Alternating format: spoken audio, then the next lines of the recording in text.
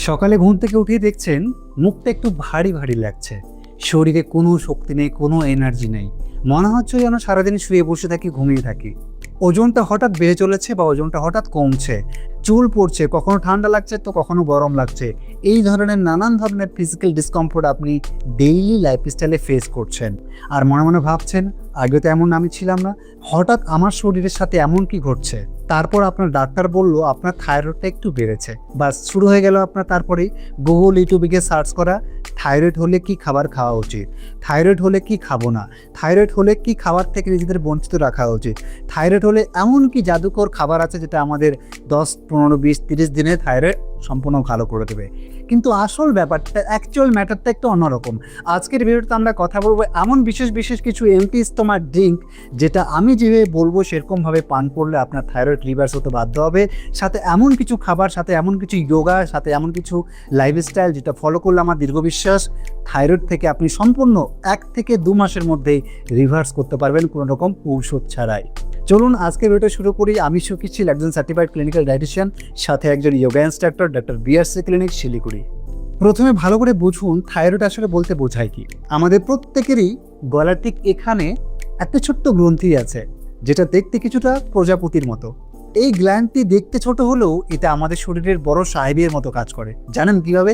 1 নম্বর, thyroid hormone আমাদের শরীরের metabolism মানে বিপাক ক্রিয়া নিয়ন্ত্রণ করতে সাহায্য করে। 2 নম্বর, আমাদের শরীরের শক্তি মানে এনার্জি সেটাকে বজায় রাখতে সাহায্য করে। 3 নম্বর, আমাদের হার্টবিট মানে এই যে হার্ট রেট রয়েছে এটাকে নিয়ন্ত্রণ করতে সাহায্য করে। 4 নম্বর, আমাদের শরীরের টেম্পারেচার মানে তাপমাত্রা নিয়ন্ত্রণ করতে সাহায্য করে। এই ধরনের আরও অনেক বিশেষ বিশেষ ফিজিওলজিক্যাল প্রসেসকে প্রভাবিত করতে পারে এই ছোট্ট গ্রন্থিটি। তাই থাইরয়েড হরমোন হঠাৎ কমতে শুরু করলে কিছু মানুষের ক্ষেত্রে এমন কিছু কিছু সাইন অ্যান্ড সিমটমস দেখা যায়, যেমন কারো কোষ্ঠকাঠিন্য হচ্ছে, কারো ঠান্ডা লাগছে তো কাউকে গরম লাগছে, কারো চুল পড়ছে, কারো সর্বদা ক্লান্তি ঘুম ভাব লেগে আছে, কারোর মধ্যে আবার মুড সুইং মানে মন মেজাজের মধ্যে একটা পরিবর্তন লক্ষ্য করা যায়। এবার আসি সকালের কিছু এমটি স্টোমাক ড্রিঙ্ক নিয়ে, মানে সকালে উঠে আমরা খালি পেটে কি এমন ড্রিঙ্ক পান করব। অনেকে আমাকে জিজ্ঞেস করেন যে স্যার থাইরয়েড হয়েছে আমার, সকালে খালি পেটে কি জল পান করব। আমি বলতে চাই সে সকল ব্যক্তিদের উদ্দেশ্যে যারা আমাকে এই ধরনের কোয়েশ্চেন করেন, সকালে উঠে 10-12টা জিনিস মিলিয়ে কোনো থাইরয়েডের মহা ওষুধ বানানোর দরকার নেই।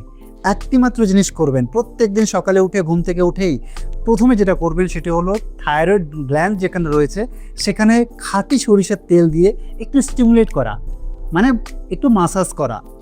2 মিনিট খাঁটি সরিষার তেল হালকা কুসুম গরম করে নিয়ে যদি মাসাজ করেন ঠিক এই জায়গাটাতে, তাহলে দেখা গেছে থাইরয়েড গ্রন্থি অনেকটা সক্রিয়ভাবে কাজ করতে পারে। 2 নম্বর যেটা করতে হবে, এমটি স্টোমাক ড্রিঙ্ক হিসেবে যেটা পান করবেন, খুবই এফেক্টিভ, যেটা আমি অনেক পেশেন্টকে অ্যাডভাইস করেছি, তারা খুব সুন্দর ফলাফল পেয়েছে।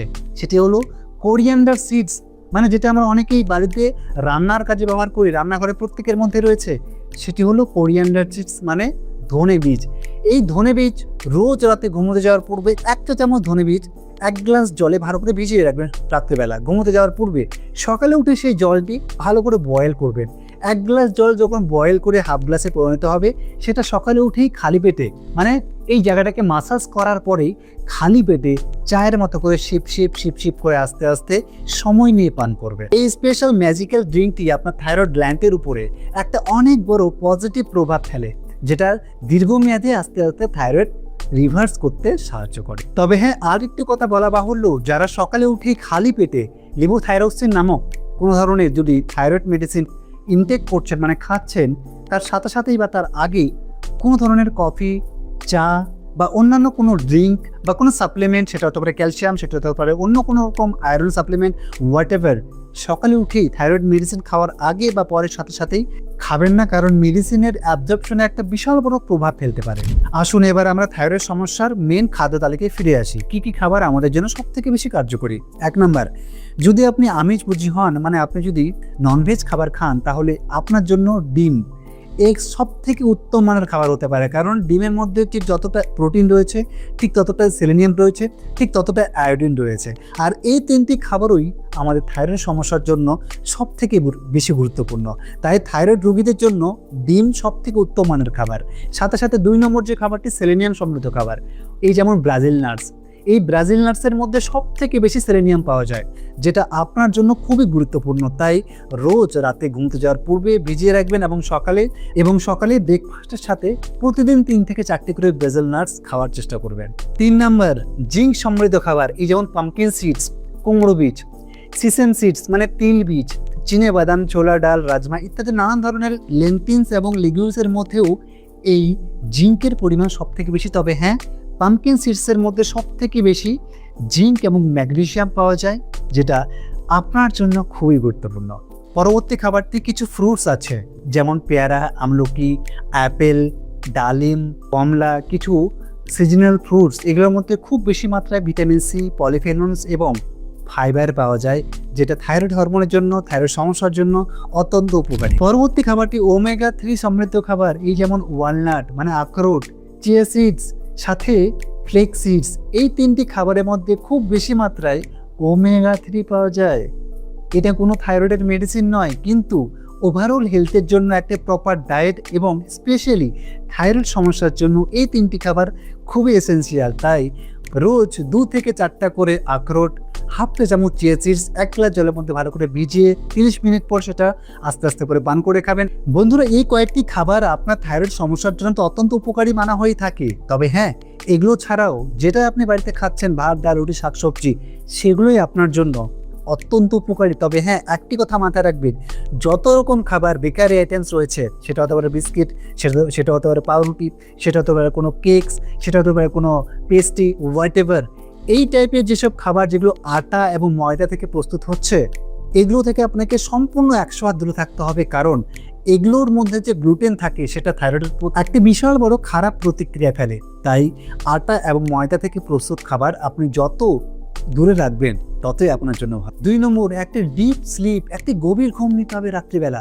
রোজ রাতে ঘুমোতে যাওয়ার সময় একটু সামান্য 5 থেকে 10 মিনিট একটু মেডিটেশন করুন, একটু মাইন্ডটাকে রিল্যাক্স করুন, তারপর ঘুমোতে যান। কারণ রাতের ঘুমটা আমাদের শরীরের প্রতি একটা অনেক বড় প্রভাব ফেলে, যেমন high blood pressure, thyroid, diabetes ইত্যাদি নানান ধরনের রোগ থেকে নিজেকে দূরে রাখতে রাতের ঘুম অত্যন্ত উপকারী। তাই যতটা পারা যায় নিজের মাইন্ডটাকে রিল্যাক্স করান ঘুমতে যাওয়ার পূর্বে, আর রাতে একটা গভীর ঘুমের চেষ্টা করুন। 3 নাম্বার, একটা সেডেন্টারি লাইফ থেকে বেরিয়ে এসে নিজেকে একটু অ্যাক্টিভ করে তুলুন। নিজের নিজের ফিজিক্যাল অ্যাক্টিভিটি একটু বাড়িয়ে তুলুন। তাই প্রতিদিন সকালে না তো বিকেলে মিনিমাম 20 থেকে 25 মিনিট করে একটু ওয়াকিং করার চেষ্টা করুন, একটু যোগা করার চেষ্টা করুন, একটু ওয়ার্কআউট করার চেষ্টা করুন। 4 নাম্বার, রোজ মিনিমাম 15 থেকে 20 মিনিট করে সকাল 9টা থেকে 10টার মধ্যে বা 11টার মধ্যে একটু সানলাইটে বসার চেষ্টা করুন। যদি আপনি পুরুষ হন, তাহলে ছাদে গিয়ে, ব্যালকনিতে গিয়ে বা কোনো খোলা আকাশের নিচে খালি গায়ে সূর্যের আলো ডিরেক্ট আপনার স্কিনের মধ্যে পড়তে দিন, যেটা আপনার জন্য অত্যন্ত উপকারী। অনেকে আমরা মনে করি সূর্যের আলো থেকে ভিটামিন ডি আসে, আসলে তা না। সূর্যের আলো আমাদের স্কিনে পড়তে দিন, কারণ আমাদের স্কিনে ভিটামিন ডি তৈরি করে। আশা করি বোঝাতে পেরেছি বন্ধুরা, থাইরয়েড সমস্যা আসলে কি, কেন হয়, কি কি সিমটমস আমরা দেখতে পাবো, কি খাবার খাবো, কি লাইফস্টাইল লিড করব, সকালে উঠে কি ড্রিঙ্ক পান করব, কি খাবার থেকে নিজেদের সংযত রাখবো, এবং সাথে কিছু যোগা, যেটা এখন আমি বলছি। 1 নাম্বার, উজ্জায় প্রাণায়াম, রোজ 4 থেকে 5 মিনিট করে উজ্জায় প্রাণায়াম করুন।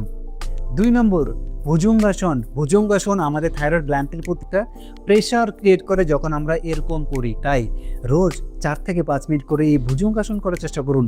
এই উজ্জায় প্রাণায়াম এবং এই ভুজঙ্গাসন আপনার থাইরয়েড সমস্যা রিভার্স করতে খুব খুব খুব উপকারী। কারণ আমি নিজে একজন যোগা ইনস্ট্রাক্টর, তো আমার পেশেন্টদেরকে যাদেরকে আমি শিখিয়ে থাকি তারা খুব সুন্দর রেজাল্ট পেয়েছেন। তাই আপনাকেও বলছি, অবশ্যই রোজ 4-5 মিনিট করে এই দুটো যোগা করার চেষ্টা করুন। সাথে ফিজিক্যাল অ্যাক্টিভিটি তো অবশ্যই করবেন, একটু ফ্রি হ্যান্ডস করবেন। আরেকটি কথা, রাত্রির খাবার যতটা পারা যায় একটু এগিয়ে নিয়ে আসুন। যদি 8টায় খাচ্ছেন 7টায় খান, যদি 10টায় খাচ্ছেন তাহলে 8টায় খান। কারণ থাইরয়েড হলো একটা অটো ইমিউন ডিজিজ, মানে আপনার শরীরে খারাপ সেলগুলো আপনার থাইরয়েড গ্রন্থিকে অ্যাটাক করছে। তাই অটোমিন ট্রিগার যেন আপনার শরীরে না হয়, এই জন্য আপনাকে যেটা মাথায় রাখতে হবে, রাতের খাবার এগিয়ে নিয়ে আসতে হবে, নিজেকে একটু ফিজিক্যাল অ্যাক্টিভিটির মধ্যে রাখতে হবে।